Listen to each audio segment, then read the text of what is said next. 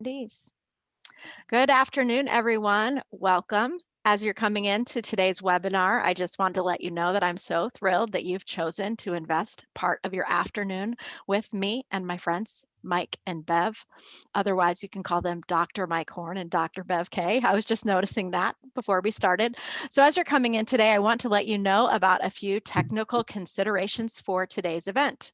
The first is that we are broadcasting live on Facebook as well. So if you want to pop over to Facebook and share this broadcast with your friends and colleagues, we would like as many people as possible to benefit from this conversation. It's going to be amazing. So the second thing is we are also recording today. So in the event that you are not able to share in the moment and you want to send this link to others later, we will put this video along with all of our other events. I think there are about 140 of them on our YouTube channel, and you're free at any point to share this session with anyone you love or don't love or think needs to hear it.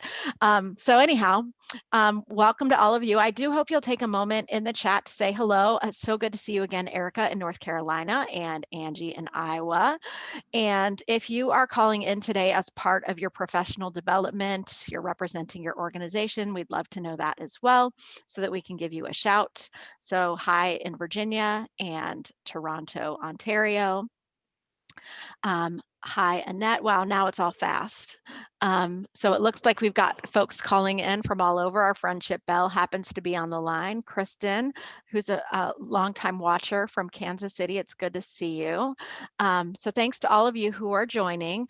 Before we get too far, I want to make sure I let you know a little bit more about our two experts today.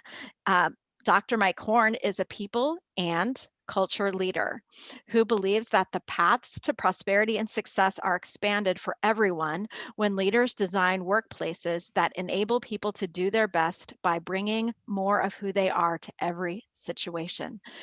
So Mike is a coach, a consultant, a teacher, and a mentor, and his book, Integrity by Design, will be launching this May and is already available on Amazon. It's so exciting. I downloaded it yesterday on my Kindle.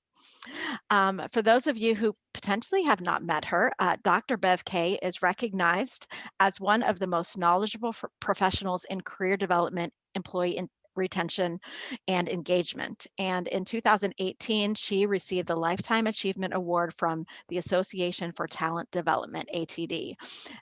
Bev has written books that have sold millions of copies around the world. And the one that most recently launched is Love 'em or Lose 'em. And you may have participated with us on a past event related to that book.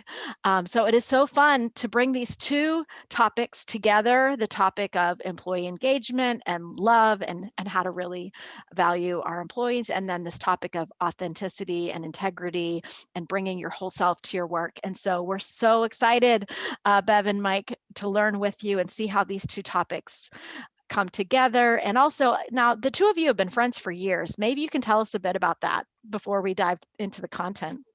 Mike, why don't you go first? Well, thank you. Thank you, Becky, and thank you, Bev. Bev and I met um, when at Marriott International several years ago, and she just did some amazing work. And as I was remarking to Bev earlier, while perhaps her focus, and certainly where I learned in graduate school way back when, was on organization career development and how to design systems so that people could have successful careers in organizations. Bev's work is really, and I think that's what's been the long-term attraction for me. Her work is designed around engagement. And any of you who have worked in that space or are familiar with that space know that it drives innovation, which drives results in organizations. And it's just been such a delight and honor for me to learn so much from Bev over the decades that we've been associated through the birth of some of our children to this present moment. And I'm just delighted to have an opportunity to join this panel with Bev, the world-class expert on engagement. Oh, and yeah, I met Mike, and Mike, it was at least 30 years ago that I did. It's decades. Let's leave it at that. At least, and you did not have gray hair. No, maybe you did. Anyway, what's special? I think what makes an intervention that a consultant does special is a connect with a client who sees through the lens that you see through, who builds on what you do, who supports you. And throughout all Mike's travels, when I've done stuff in his organizations, it's always been that way. And then there's a PS you get with Mike when he laughs. And I'm sure he's going to laugh like he's trying to close his mouth. It's a laugh like you never forget. So that's why I'd follow him anywhere for his laugh. Well, thanks. And I just want to add to, as we're on this love fest, as we get to the topics of engagement and authenticity and authentic leadership, Bev is the real deal. As I reflect on our decades-long journey, her contributions are, legendary. But Bev always took the time to remember me at different points, whether we were doing business or not. I'd be surprised to find a book in my office. Oh, compliments of Bev Kaye, or a reminder of something that Bev was working on. But she's the real deal, always thoughtful. This is the real deal when you hear about engagement, and so many lessons I think that we can all take as corporate leaders into our work. Great. Great. So we want to engage you today. And thanks for those who have already typed in the chat with a few poll questions before we dive into today's content. So we want to hear from you what's going to be most valuable to you today in this conversation. So this poll says, which of these four is most valuable to you? Is it career development, employee retention, employee engagement, or authentic leadership and integrity? And we'd love to hear from you on that. I'll give you a few moments as you answer that question. Now, as a panelist, I can't vote, but I was looking at this one this morning and trying to predict how I would answer this question. So it'll be interesting to see how, where this landed with me compared to how it's landing with our attendees today. All right, it looks like many of you are still voting, so thank you for engaging with us. I'll give you another second. So let's take a look at these results. It looks like 2/3 of our callers today are flagging this topic of authentic leadership and integrity as being most important to them. And then a smaller percentage on the other three. And I'm not surprised, because if you don't have authentic leadership in careers and in engagement, you don't have it. And Mike, that means you're going to hit a million bestsellers, a million whatever. I hope so, Bev. But I think, we discussed this yesterday when Bev and I put on our PhD hats, and we said, oh, is that really a good, well-constructed poll question? And we talked about some of the, use some fancy language like socially appropriate demand and questions that have the word leadership in them. But, clearly leadership, culture, they're two sides of the same coin. But without it, I mean, you can't do anything relative to engagement, retention, or talent development. So we do have another question similar to that one. Which of these is most difficult for you? Curious whether this will have the same kind of distribution on the answers, but same four answers, slightly different question. Which of these topics is most difficult for you? Career development, employee retention, employee engagement, or authentic leadership and integrity? So wow, we have a really engaged bunch today. People are answering these polls really quickly. great. Mm-hmm. And I imagine this might be a question where the answer could change over time. Because it seems to me if you're figuring out how to engage your employees effectively, then you would not have as much difficulty retaining them. Maybe. All right, let's take a look at these results together. It looks like employee engagement is the one that's most difficult for the people on the call. So but thanks. The other ones are so close. So they close. are. Mm-hmm. Look at that. And of course, if you have authentic leadership and you have engagement and you have development, you get retention. So yes, it all fits together. So, one more question for you today, and then we're going to dive into our topics. Where do you find it easier to show up authentically? Hmm. Is it easier for you to show up authentically at work or outside of work? And I guess those two places are blurring in these COVID days. So, really, really obvious results on this one already. Any predictions, Mike and Bev, about where it's easiest for people to show up authentically? I'm so curious. I can't wait to see the poll results. I have an idea. All right, there's that laugh. Here we go. 73% of you say it is easier to show up authentically outside of work.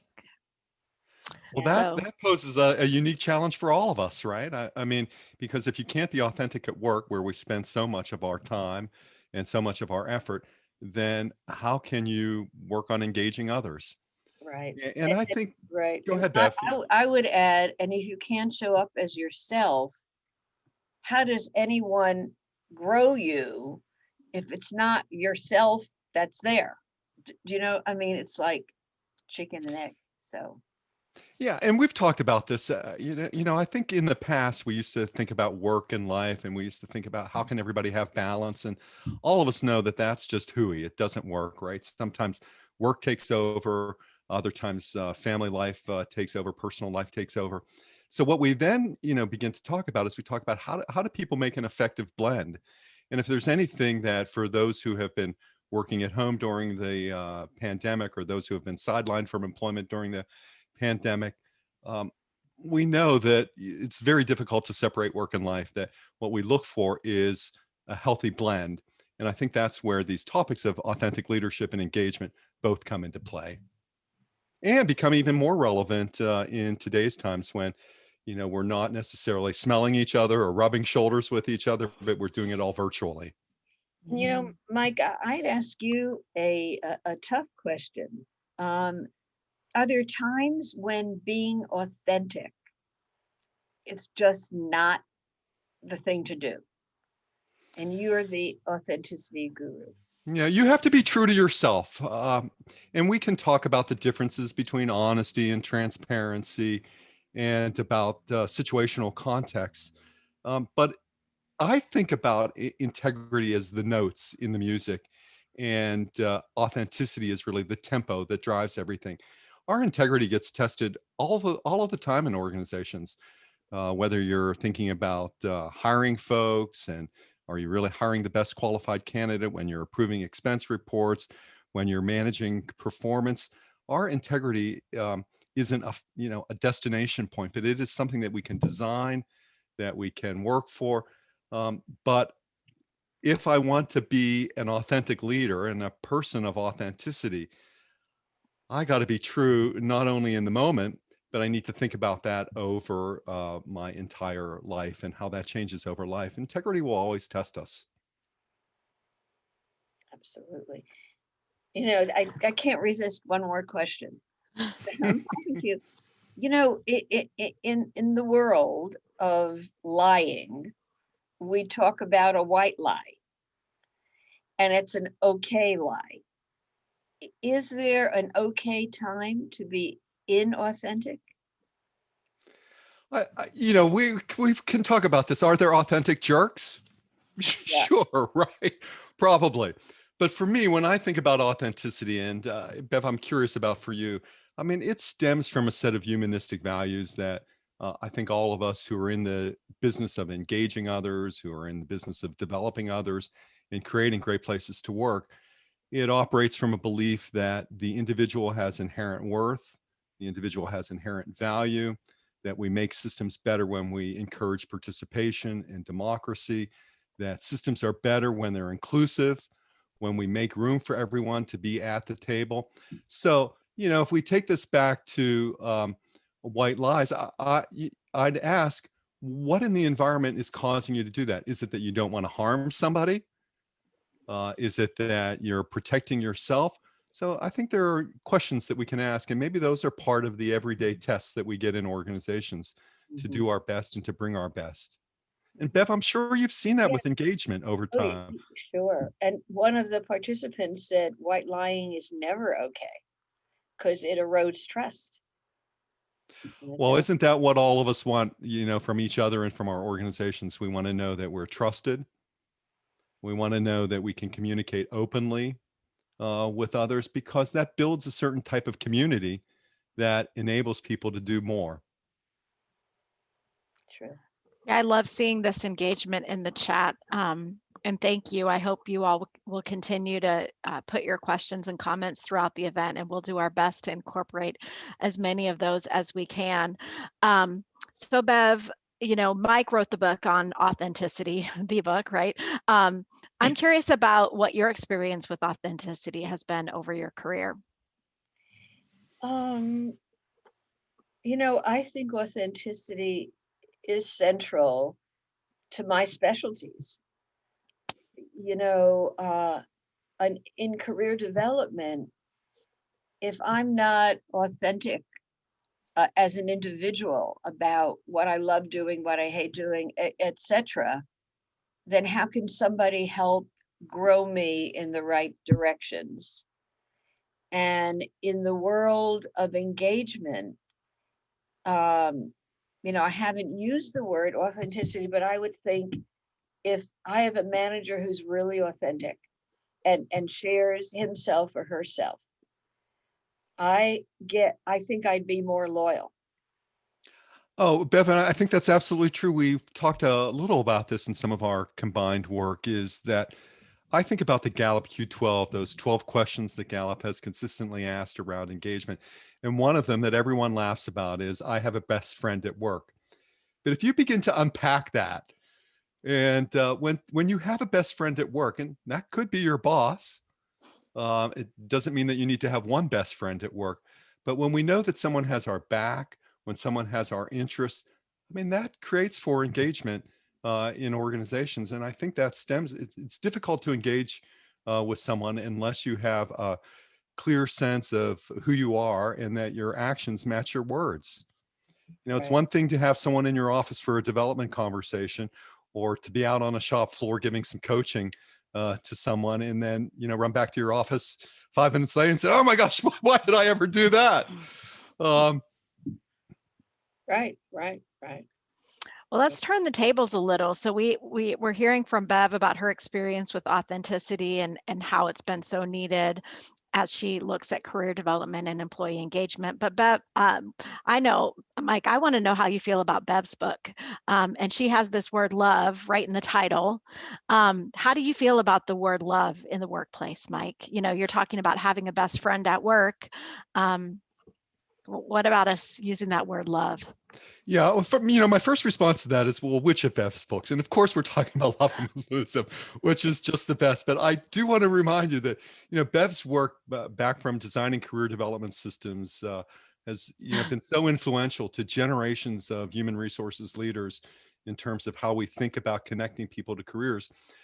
What I love about Love 'Em and Lose 'Em, and I think why it's probably sold over 750,000 copies, is the practicality of it. There's nothing as wonderful and as creative as taking a set, taking A, B, C, and moving it forward. To have a way that I can anchor in that with some simple reminders as a manager or as a leader that there are certain things that I can do. And what I've loved about Love 'Em or Lose 'Em is how much content is readily available to me. I used to have a Love 'Em or Lose 'Em calendar on my desk where I would start to think about, what are the conversations that I can have with someone?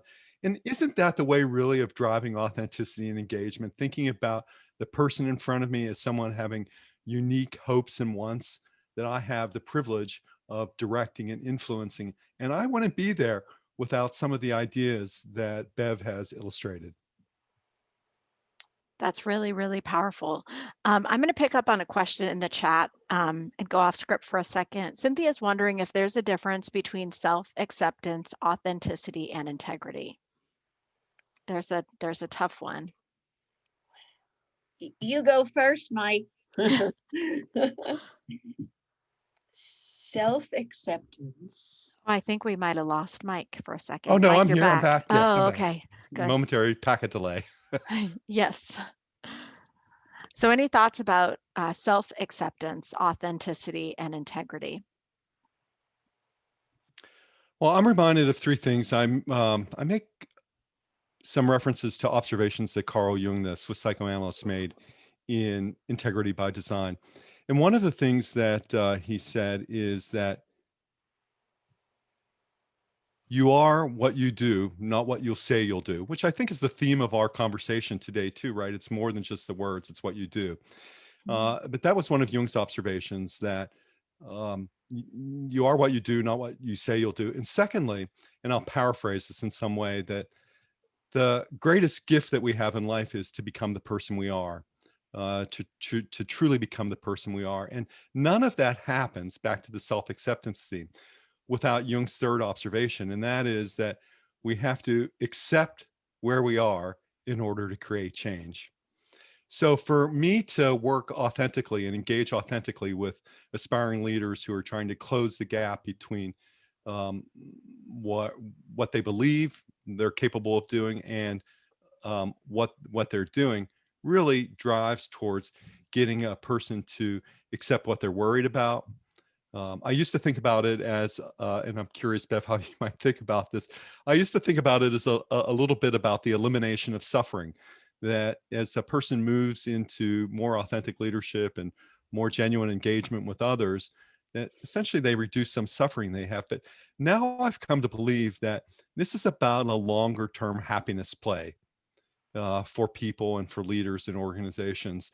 And I don't refer to the kind of happiness that, you know, you have when you meet a new boyfriend or a new girlfriend or a new partner, or you have a baby. But I'm talking about sustained, long-term happiness. And I think that's all about integrity, authenticity, this whole cloth that we bring to organizations. So for me, it's very important to accept who we are as a way of moving forward. And Bev, I'd be curious about what you think about the use of self in this context. I mean, certainly so important, for all of us, but particularly given your influence and your consulting to global corporations. What do you think about this process of showing up? You know, what I've learned about myself is, because I've recently sold a company that I built and grew for 40 years, and I went through a year of depression because my entity was my identity. But when I finally came out of it, I do feel freer to be myself with every single client and every single audience, because I don't have other beings floating around me, saying you shouldn't have said that, it's going to cost me a sale, or whatever it is. Other voices, except my own voice, saying, you shouldn't have said that, Bev. I think you just hurt, so whatever. But so I love being the most authentic Bev that I think I've been for a long time. Being able to bring your whole self to this moment Yeah. and to do some great things. Yeah. And work with people I haven't had a chance to work with as people, not client, consultant, or, do you know what I mean? That's such an interesting point, because when we make that move, I think our circles get bigger, don't they? And we become more inclusive. And that use of self can drive that. Right. And I think, as all of us know, I mean, the more inclusive we are, the more we have different ideas and people around us, the more that all of us succeed, not only personally, but in our team and organizational relationships. Exactly. And engagement is one thing that drives that. Right. And this is a very close conversation. I was telling you that my daughter moved back home recently with her partner while they look for a new house, and she points out, I see in her things that I've done that now she does, And she points out things in me that tell me what messages I'm sending. I'll just give you one example that when she was young, I walked into the kitchen and she was racing around our center island as fast as she could go. I said, Lindsay, what are you doing? And she looked up and said, Mom, I'm practicing hurrying. Now, if that didn't send me a message, nothing else did. So maybe part of authenticity is accepting the messages that are sent. Yeah, I do look like I'm running around the kitchen island all the time, and admitting to it, maybe. And yes, I am a workaholic, and that's an addiction, like every other addiction. And that's authenticity. Well, maybe in a typical webinar, we're covering certain bullet points with folks in our audience, hoping to convey certain messages to increase learning. And I love what you just said, Bev, that when we're in these conversations about authentic behavior and authentic leadership, there are plenty of blueprints out that. And I think in Integrity by Design, I offer a number of action plans and blueprints and frameworks for increasing authentic leadership in the workplace. But to your point, Beth, these are more intimate conversations. They're close conversations.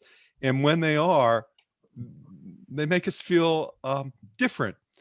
And perhaps it's an opportunity to recognize just how special we are, so that we can drive that and use that sense of self to influence others to accomplish great things as well. And Mike, I love that the book is the words by design, because when you add those words, it says, I can decide to do it. And I can put it on my list. Yes, so true to that, because think about how, you've probably delivered thousands of engagement seminars over the last several years, maybe, more in the pre-pandemic situation. But it's not for lack of knowledge, but sometimes it's for lack of trying, right? Mm-hmm. To imagine a different possibility that you could step into. And I think that's what, some of this quest to authentic leadership is. It's about opening doors and possibilities for people. And, we don't need a lot of doors. Sometimes we only need one door to step into that can make some quantum leaps, either in engagement and how somebody feels about work and how they show up at work, or in ourselves and how we encourage that kind of behavior. Because right. Even with, engagement about the ABCs, certainly with authenticity, it's about our ABCs. It's about the kind of attitudes we're bringing into the workplace. It's about the behaviors that we're using, and, cognitions, or the way that we think. Good. That's your next book, The ABCs of Authenticity. We're going to call it The ABCs of Authentic Change. Hey, sometime in about 12 or 13 months, you'll see it. Okay.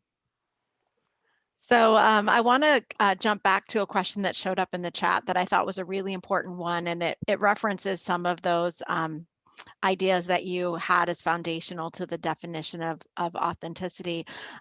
Juliana is wondering if you have any advice on how to authentically address a senior leader whose words don't match their actions or behaviors. So what do we do when those people around us are not showing up with integrity and doing what they say they'll do? I give this to the master. Go, Mike. The clearest and most direct route is to make observations. It makes it difficult to set aside your own agenda for wanting this person to change or to behave differently. But I think the first way, again, back to this acceptance, is you have to call out the behaviors, and you have to say, this is what I observed, and then figure out a way to draw that person into a conversation about it. Typically what I do is, the techniques aren't all that great, but the first thing to do in any of these encounters is just to say hello to a person. Mm-hmm. It is the greatest technology that we have to create inclusion and to create a connection with the person, is just to say hello first. And then, get ready to offer your observations. And be sure to take a giant pause for some reaction.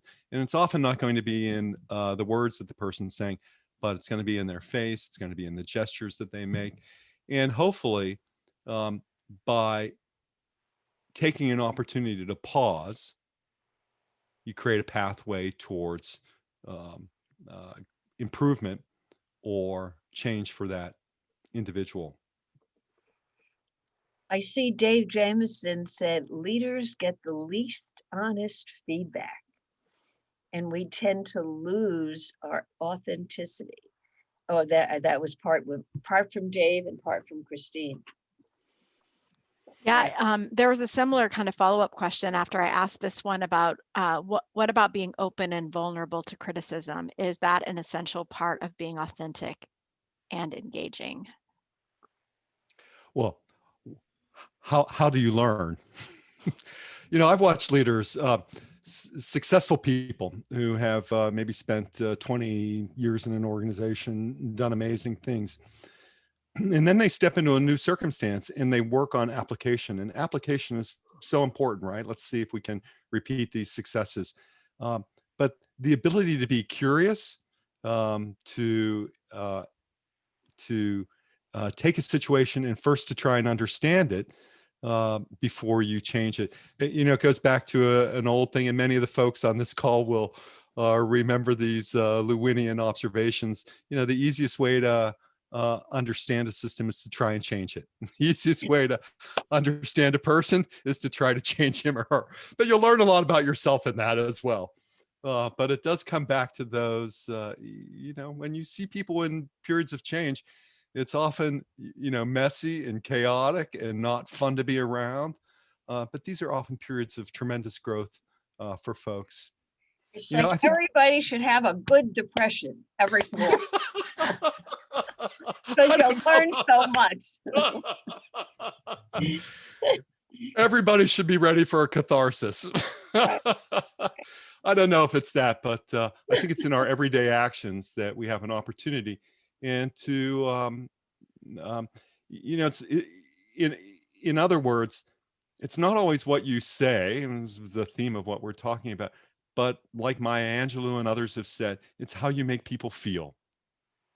And isn't that critical to engagement? It's certainly been critical to, every place where I've worked, where I have felt engaged, or where I've tried to help clients and their systems and their teams to create better places, to create a sense of progress on the issues that are important to all of us in organizations.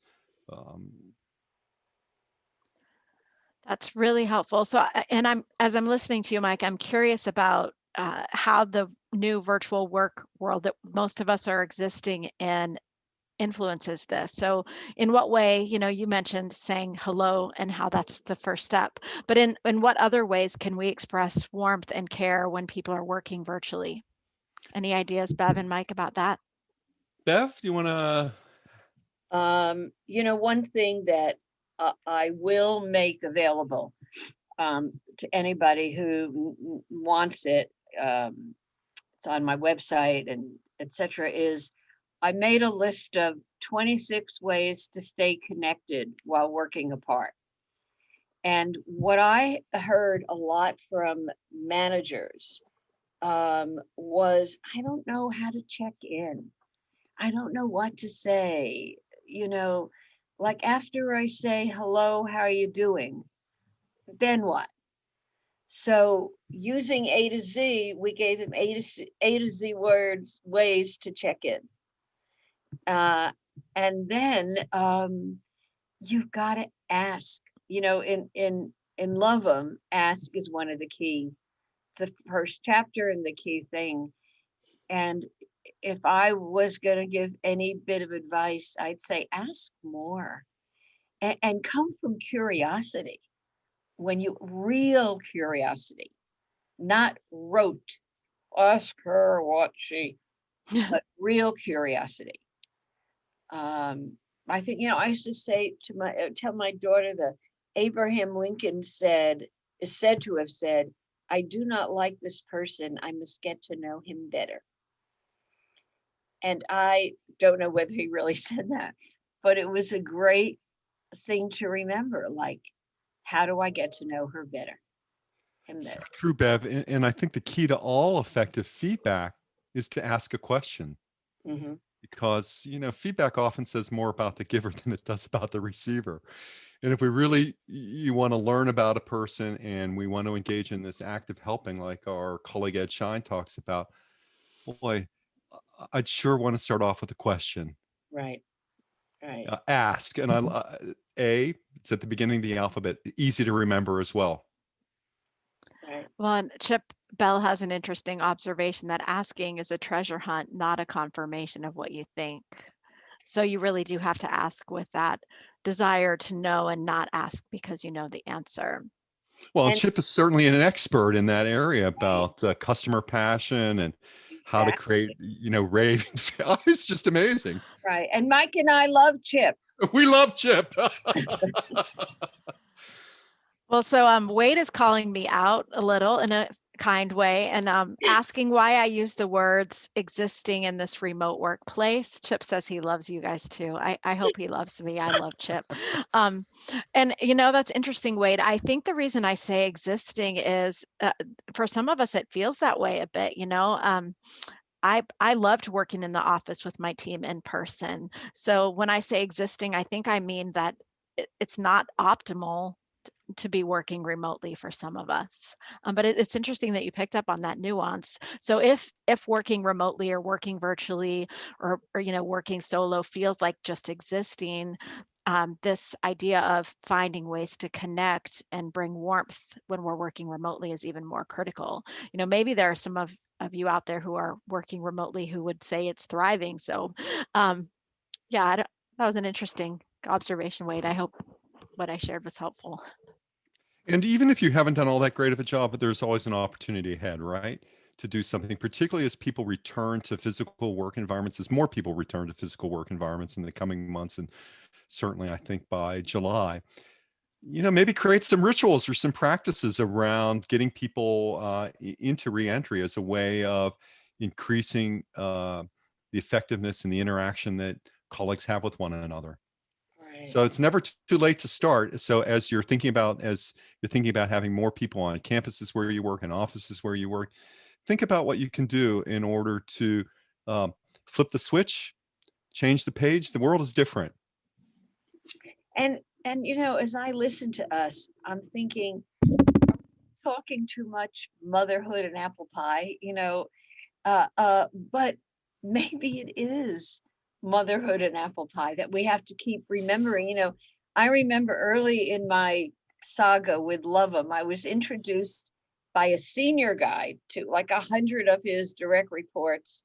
And he said, everything Beverly's going to tell you, you already know. And I thought, I'm going to die. Now I have to go talk to them. And he just said, and then he said, because your mother taught it to you when she said, go out and play nice in the sandbox. And I thought, he's right. There's nothing in this that's, I hate to say it, rocket science. But we were taught it. But it is the knowing doing gap. And that book, written ages ago, The Knowing Doing Gap, is so big in my head that what we know, we do not always do. And I think we're saying about authenticity and engagement and retention, all of that. Yes. And I love the pause that, as I think about knowing and doing and different ladders that we climb, it's often it's awful to watch as a developer or as a manager or as a leader when people get stuck and they get paused in this giant, and they don't have the insight really to move forward. So I think, again, by asking, a question, by making some observations of where people are, you have an opportunity to connect uniquely with people. And, does it seem like things that you've learned before? My experience in working a lot of organizations with a lot of different folks is that often, what's we believe is common isn't common. So to have conversations about what you value, and maybe that's where it all starts. Is it starts, it starts with a clear sense of your own values, with the values that you instill in your team, and certainly the values that you have in an organization. I mean, those all make incredible differences in organizations. Imagine if you work in an organization where one of the key values is be frugal. I mean, that will, well, Are those right? yeah, there it creates a certain set of behaviors. If you work in another organization where the value is demonstrate your passions, it will result in different kinds of behaviors in an Right. organization. So all of that, I think, is fundamental to helping to shape integrity in organizations. Is having a clear set of values, which often gets sidetracked around so many other things around, oh, here's how we'll behave relative to leadership. Here's how we'll behave relative to managing performance. Right. But having a clear set of values really does shape behavior and engagement in an organization. Well, as I'm listening to you, Mike, I'm thinking back to one of the poll questions that we started with related to, where are you able to show up authentically best, whether it's at work or at home? And I wonder if, talking about authenticity as a value of ours as leaders, and asking people, can you bring your whole self to work? Do you feel like you can be authentic in our organization? That might be a starting place, at least as it relates to the topic of authenticity as a value in an organization. Sure. And, again, back to the separation question, 30 plus years ago, Bev called me. It was at 11 p.m. I was sitting in office on the East Coast when I was working for Marriott. And she said, "Oh, my goodness, what are you still doing at work?" She was probably wrapping up her West Coast day. And I was reminded of this when she was describing some work over the weekend as well, and perhaps being addicted to work. But this blend, this convergence of our life and our professional pursuit, for some who have the privilege of that, many of us on this call, I think it is almost an obligation, if you want the best in yourself and you want the best in others, is to have a clear foundation from which you operate, a clear moral and ethical set of principles from which you engage, and hopefully those are built around some humanistic values. But they make all the difference in the world in terms of connecting and engaging. And all of that is to say, it's not to just have connection and engagement at work, but it is to drive results that matter and show up for people in terms of Right. revenues, in terms of profits, in terms of creating livable work for people. Listening to you reminds me, I'll make an authentic uh, uh, statement, that when Becky and Mike had the idea of doing this, and we said yes, and then we talked about what we might do, and Becky sent us some questions. I got nervous, like I don't know how I'm going to answer these, and so I called Mike. Can we just practice some of these questions, and then we'll know keywords? And what I realized is what you said, Becky. We didn't need practice; that it would come. So to say to anybody listening who thinks this, everyone gets nervous. The most practiced speaker or whatever gets nervous. And admitting that is something we don't always do. So, Yeah, agreed. So there's some Authenticity improves our intimate relationships as well as our professional relationships. So there's some really interesting comments happening in the chat, and I don't know if you're having the chance to observe them, but some back and forth from folks about the way that this kind of work from home situation has allowed people to pour more into their family lives and their children, and a lot of mutual encouragement going on about just the benefits that some of us are experiencing with being with our kids more by working remotely. And I feel like that ties into authenticity as well, because I've been doing business leading my company for about 10 years. And when I first started, I remember that there was definitely a stigma if people noticed that I was working at home compared to the reaction I got when I moved my company to an office.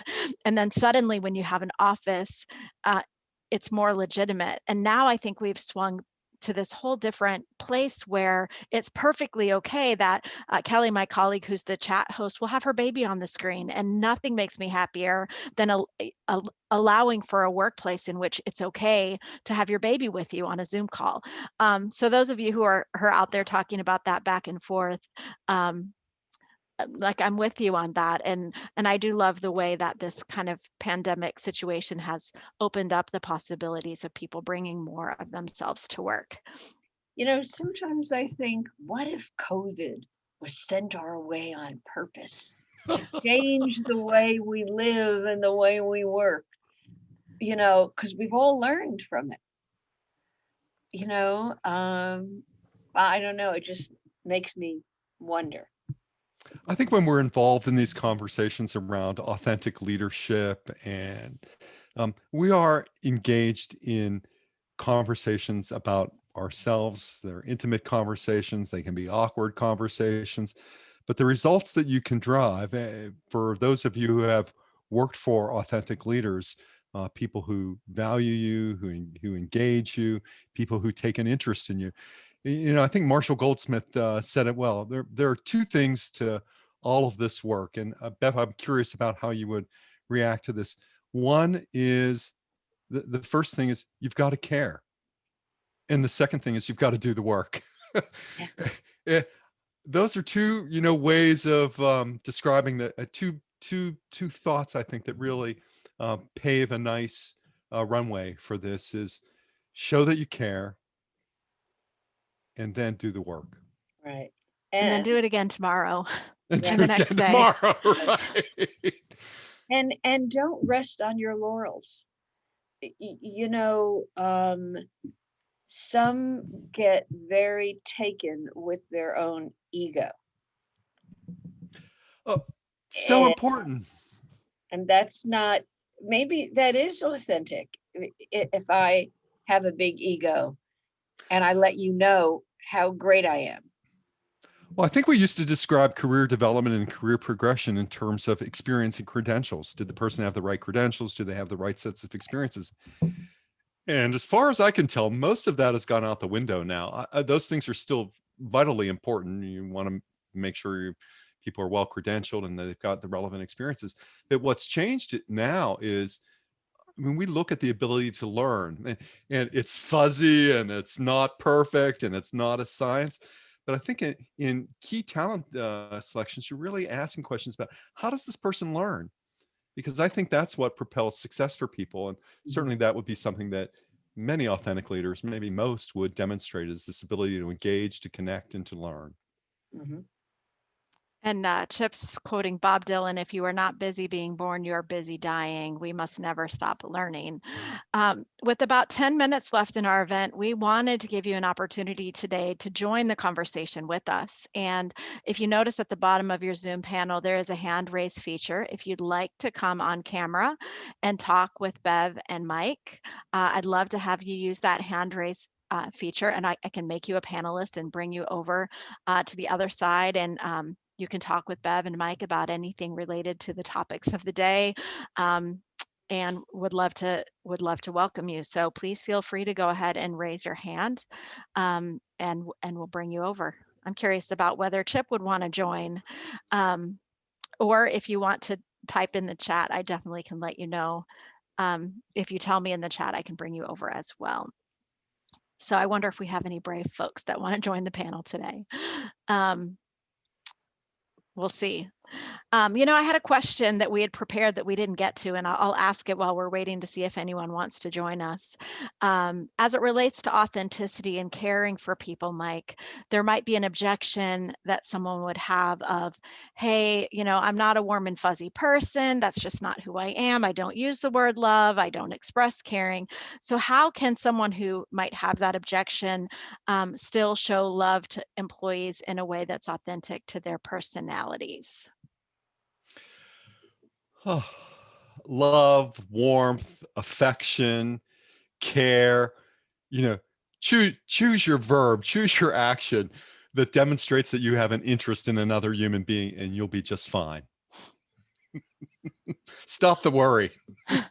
But, let's bring it back to the care again. Hey, would I tell someone I love someone at work? It's probably not in my, composition here. You did already. You said you love Chip. I love Chip. That's true. I love, that's true. And I think about, as a human resources leader in often difficult interactions that people departing, people with certain performance issues, the ability though to, be clear, to observe, to ask some questions, and to remember that the individual in front of you has hopes and wants just as you do. Absolutely. Somebody mentioned, is it an ecosystem or an ecosystem? That would come out. And I love that. That's great. And there's Chip Bell. There's Dr. Bell. Oh my goodness, it's all the doctors. I'm feeling a little bit out of the loop. I do not have my PhD. Chip will need to unmute, and if you have a camera, Chip, we'd love to see your smiling face. And then we do have a question from Anna, and she is wondering if you can share more about specifics on how to achieve more employee engagement. Hey, Chip. Hey, Becky. Anna, let me give you one quick idea. And that is, and you can get the table of contents from Love 'em or Lose 'em. You can get it off the internet and have every manager show an employee just the table of contents, the A to Z's, and say to that employee, pick 3 that you wish I would do more of. And then just drill down on, gee, I thought I did, that career thing with you last week. and they'll say, well, I never felt like you, right there, ask them to pick 3 that you should do more of. And there's a great way for a manager to engage his whole team and do it one at a time. And just download the table of contents. Perfect. Or ask me for it. I'm glad to send it. Anyway. So what you want to do is Google Love 'em or Lose 'em and look for the table of contents, which you'll find on the internet by searching the web. It's very generous. Yeah. So Chip, what's on your mind today? Well, I didn't have a question. I just had a comment that I think for those of us who've watched this, the most powerful part and enjoyable part is to watch the 3 of you be you. You have all demonstrated the topic by showing us your unfiltered authenticity, and I think it's a great role model for us. Well, yeah, Chip, I don't think we knew where this would go. And, it's been a conversation. Absolutely. I've enjoyed that part too, that we've had a lot of Q&A, and it's not just been, I'm thrilled to not have to see a PowerPoint presentation. Just fantastic, I thought. If you had one, I completely missed it. As a matter of fact, we didn't. We do, in a couple minutes, we're going to show a call to action slide to let folks know where to find Mike's book and where to find Bev's book and all that jazz. But no, not a single slide today, Chip. Yeah, I wanted to come back to something Bev said when she said, she was being her most authentic self and saying, I'm addicted to my work. And I certainly could resemble that statement. But I've often wondered whether Mother Teresa was addicted to hers, or Picasso was addicted to his. You've got a wonderful sign behind you that says, love what you do and do what you love. And if you truly love it, and you find joy in it, and you're making a difference in the lives of the people around you, maybe it's a good kind of addiction to have. Good. Thank you. Thank you. Thank you. Beautiful. And there is a Workaholic Anonymous out there. And I've never joined it, but Maybe I should be the president. yeah. Great job, y'all. It's Thank you, great. It's Chip. great to see you. So we do have room or time if anyone else would like to join and talk face to face with Bev and Mike and me. There is another question that came in from Vernon. He says, has the plague not required us to act on the conditional using the same expertise, praising the results in real time, and the authentic leader is not just playing calls from the tower? Not sure if I spoke that out very well, Vernon. So if there's anything you can clarify. So I think the idea is that the pandemic has forced us in some ways to become more authentic and more engaged with our teams. I think it has. I think it has, and it's certainly an area where we need more authentic leadership in organizations, not less of it. We need more people to connect with people, to see people beyond elements of productivity.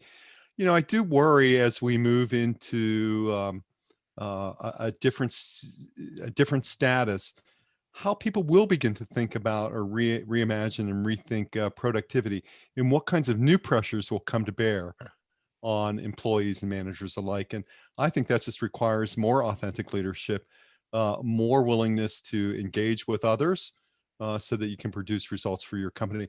Organizations have one thing in common, is that all of them expire at some point in time.